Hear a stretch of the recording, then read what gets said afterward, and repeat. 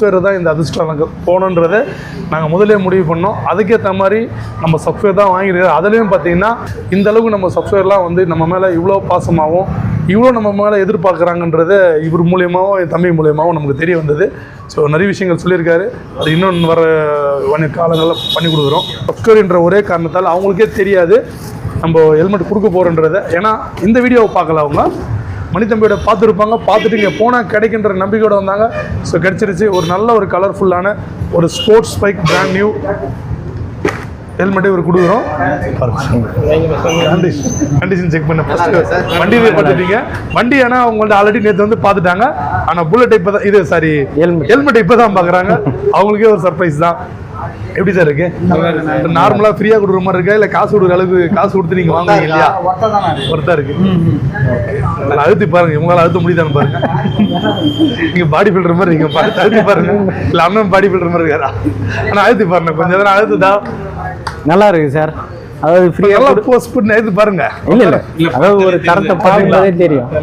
அதாவது ஃப்ரீயாக கொடுக்குறோன்னு ஏதோ ஒன்று கொடுக்கல சார், வந்து நல்லா தரமாக கொடுத்துருக்காப்புல. அதே மாதிரி சார்கிட்ட வந்து பார்த்தீங்கன்னா 2 விஷயம் ரொம்ப நேர்மையாக இருக்காப்புல. நம்பிக்கை நாணயன்றதுக்கு அவர் தான் உதாரணம். எதை வச்சு சொல்கிறேன்னா, நம்ம செய்யார்லேருந்து வரோம், இங்கே லோக்கல்லேருந்து வண்டி கேட்டாங்க. ஆனால் நாங்கள் வந்து முதல்லே பார்த்துட்டு நாங்கள் போயிட்டோம். நாங்கள் வந்து அட்வான்ஸு பே பண்ணோம். இதுக்கு எவ்வளோ காம்படிஷன் வந்தோம். சார் வந்து அந்த ஃபஸ்ட்டு ரெஃபரன்ஸுக்கு முன்னுரிமை கொடுத்தாப்புல.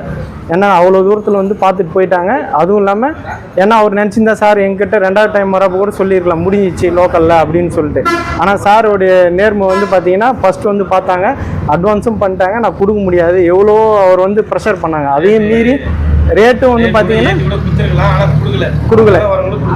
பிஸ்னஸில் கரெக்டாக இருக்காப்புல. சார் வந்து மேலும் மேலும் வளரணும். சார் நீங்களா என்ன செய்யணும் சார்? லோக்கலோ எதுவோ எனக்கு அது முக்கியம் இல்லை சார்.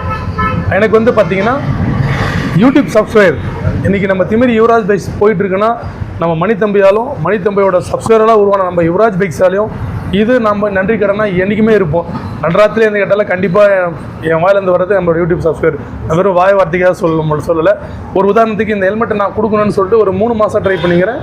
எனக்கு வந்து டீலருங்க தான் சொல்லணும். அதுக்கப்புறம் போஸ்ட் பண்ணி கொடுத்தாங்க. ஏதோ ஒரு ஹெல்மெட் கொடுத்தாங்க. அது அப்படி கொடுக்கக்கூடாது.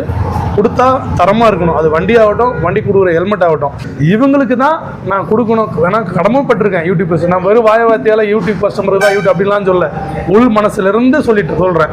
ஸோ அதுக்கான உதாரணம் தான் சாரே சொல்லிட்டாரு. நமக்கு வந்து ஃபஸ்ட்டு யூடியூப் கஸ்டமர் எது, அதுக்கப்புறம் தான் மிச்சம் எல்லாமே. அது சொந்த என் கூட பிறந்த தம்பியாக இருந்தாலும் சரி, அவங்களுக்கு முன்னுரிமை இல்லை, யூடியூப் கஸ்டமருக்கு தான் முன்னுரிமை. ஸோ அதுதான் சார் சொல்ல வந்த அர்த்தம்.